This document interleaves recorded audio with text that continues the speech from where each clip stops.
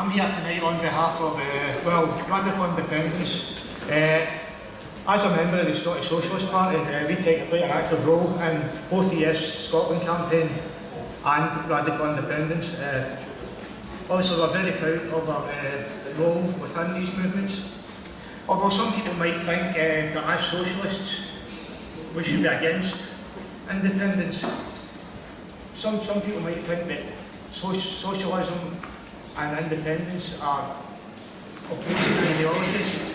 I just want to spend a wee while just speaking about why that's not the case and why socialists should vote yes. The argument that socialists should vote no is based on an old Marxist argument. It comes from a quote from the Communist Manifesto where Marx said, "Workers of the world unite." That's taken as, some people take that as meaning that by voting for independence we're putting up borders, so therefore we're dividing the working class.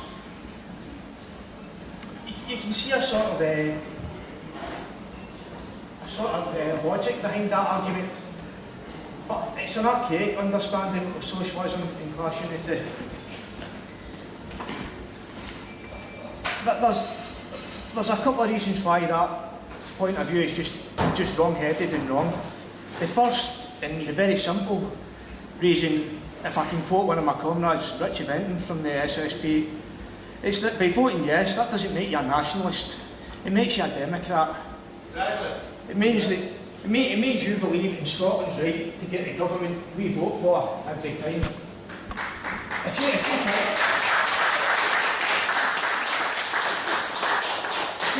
you think about it, that Parliament down in London has got over 1,000 politicians in it, something in the region of 1,200 politicians. Between the House of Commons and the House of Lords, there's about 1,200 politicians there. Out of that lot, Scotland directly elects only 59 of them. 59 out of 1,200. That is 700 in the House of Lords, and they're unelected. Aye. There's 800 in the House of Lords. Sorry.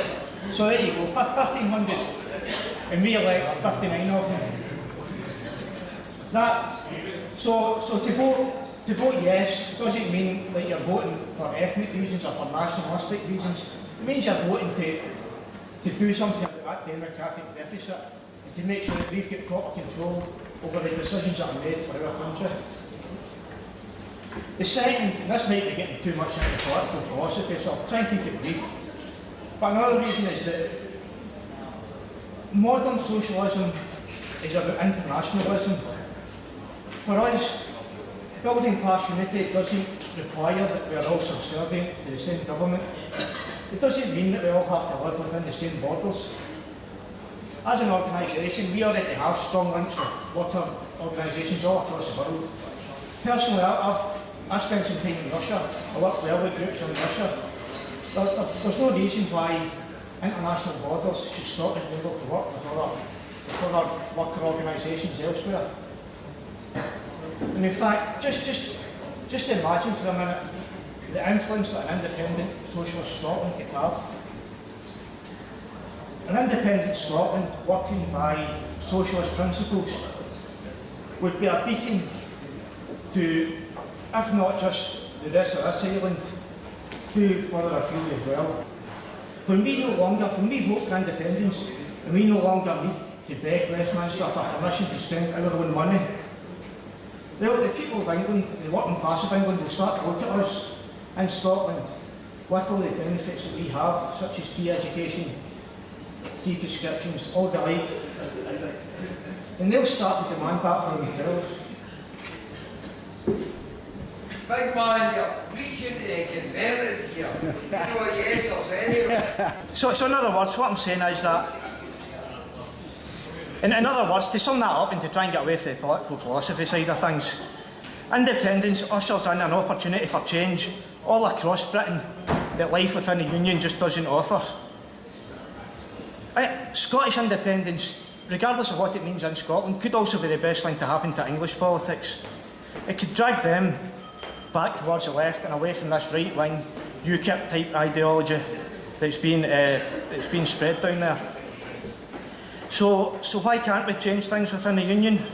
Well, that's because if you look at the state of English politics, the three main parties at Westminster are basically identical.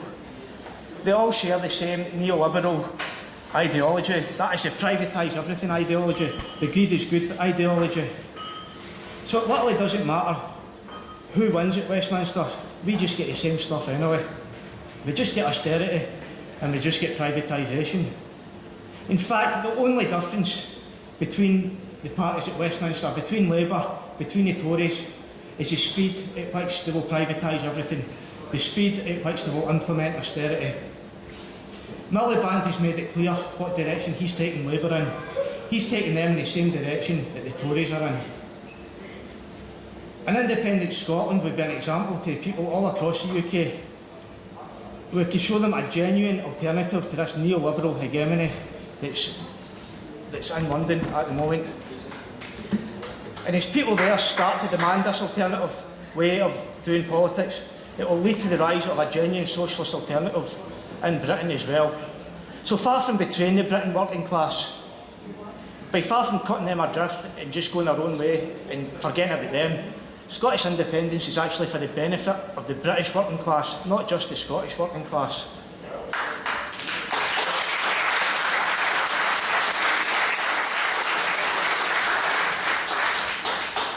But as important as that international working class unity is, let's not forget that independence is also worth fighting for to improve the conditions of the working class here in Scotland. It's equally as important, if not maybe more important, to do so. By conditions, I mean economically, I mean politically, and I mean culturally. Now, I don't have much time here to go through every benefit that independence could have, but I'll run through a couple to just give a flavour of how an independent Scotland run by socialist principles would improve things for us. For a start, we could overthrow or overturn even the Tory anti-union laws, that the same anti-union laws that Labour supported by failing to overturn during their 13 years in power. Exactly. Labour have already had the opportunity to make things better for us, and they've failed to do so. Why should we believe them now that by voting no, they'll all of a sudden start acting in our The interests? same will happen again. Only through independence can we protect ourselves from this rampant privatisation of our resources and provide us with true democracy. A no vote, if it happens, will give the London elite, who are totally disconnected from our country and our people, it will give them the go-ahead to do whatever they want with Scotland. They will privatise the NHS. In fact, they will privatise everything. They will take it. Aye, they will. They'll take everything. They'll take everything that's ours. They'll take everything we built and they'll make it theirs. Everything in our country will be owned and controlled by people with no connection to our culture, by people who have never and will never have our interests at heart. People who don't care about our well-being or even care about our survival. People who just want to turn a profit by exploiting our people, our industry and our resources. A yes vote can protect us from that, but we need to make sure it happens. The polls are close, and the key will be the working class, who we believe are overwhelmingly going to vote yes, although they've been politically disengaged recently. So we need to spread the word. We need to engage others in this debate. We need to encourage them to vote yes in September. Thank you.